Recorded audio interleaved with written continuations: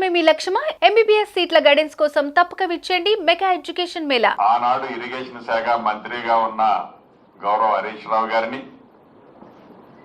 Second spell లో irrigation శాఖ మంత్రిగా ఉన్న ఆనాటి మాజీ ముఖ్యమంత్రి వర్యులు చంద్రశేఖరరావు గారిని ప్రశ్నించదలుచుకున్నా.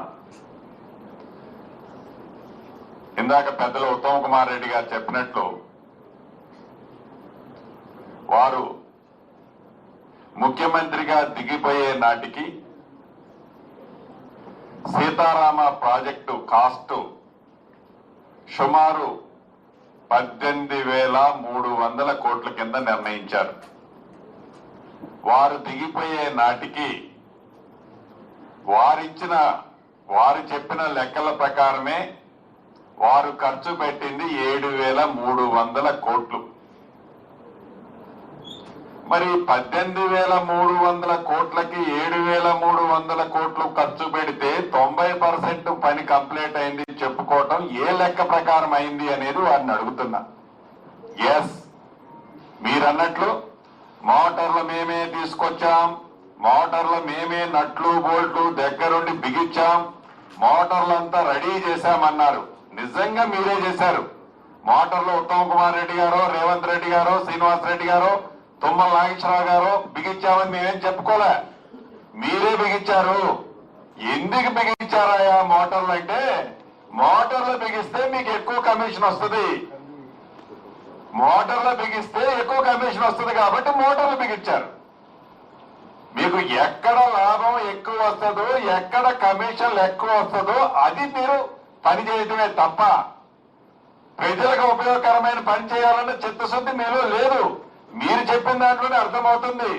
చివరికి మా మంత్రివర్యులు చెప్పినట్లు కరెంటు బిల్లు 430 కోట్లు కూడా మీరు చెల్లించి 4 సంవత్సరాల క్రితం పెట్టిన మోటార్లు డ్రై రన్ కూడా నడుపుకోలేకపోయారు. అంటే డ్రై రన్ చేస్తే 430 కోట్లు ఎలక్ట్రిసిటీ డిపార్ట్మెంట్ కడితే దాంట్లో నుంచి మీకు రావాల్సింది రాదు కదా. అందుకే దాని మీద ఖర్చు పెడితే మనకి కమిషన్ రాదు కాబట్టి, నిజంగా ఖర్చు పెడితే రైతులకు మంచి జరిగితే మీకు కమిషన్ రాదు కాబట్టి, ఎక్కడ కమిషన్ వస్తుందో, దేంట్లో ఎక్కువ పర్సెంటేజ్ వస్తుందో డెఫినెట్ గా మీరు దాని మీద ఫోకస్ పెట్టారు. దాని మీద పెట్టే ఈనాడు మేము 90% చేశాము, మేము మోటార్లన్నీ కరెంటు వైర్లన్నీ బిగిస్తే ఉత్తమ్ కుమార్ రెడ్డి గారు వచ్చి చిత్తాన్ని చేశారు అంటున్నారు. బిగించింది మీరే. ఎక్కడైతే ఎక్కువ డబ్బు మిగులుతుందో ఆ ఐటమ్స్ చేసుకుంటూ పోయారు. అనేక వేదికల మీద మా మంత్రి గారు నేను చెప్పాం, కమిషన్ల కోసమే మీరు ఆలోచించారు తప్ప కుక్క గోతుల్లాగా ఒక సైంటిఫిక్ గా మీరు పని చేయలేదనేది అనేక సందర్భాల్లో చెప్పాం. చెప్పింది నిజం. నేను సీతారామ ప్రాజెక్టు 0 నుంచి ఎండ్ దాకా కెనాల్ మీద తిరిగా. మీరు తిరిగి మాట్లాడుతున్నారు, నేను తిరిగి మాట్లాడుతున్నా. మాజీ మంత్రివర్యులు ఒక్కసారి ఆలోచించుకోండి.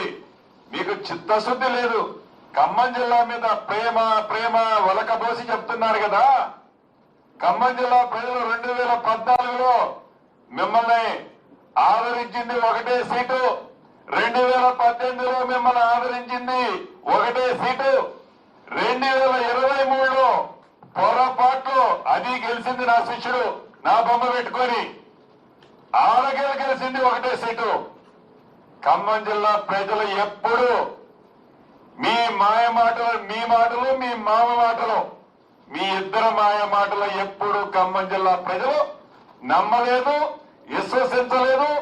భవిష్యత్తులో కూడా మీరు ముక్కు నేలకు రాసిన ఖమ్మం జిల్లా ప్రజల నుంచి కానీ, ఖమ్మం జిల్లా సీట్ల గురించి కానీ మీకు గతంలో వచ్చిందన్నా ఒక్కటి వచ్చింది.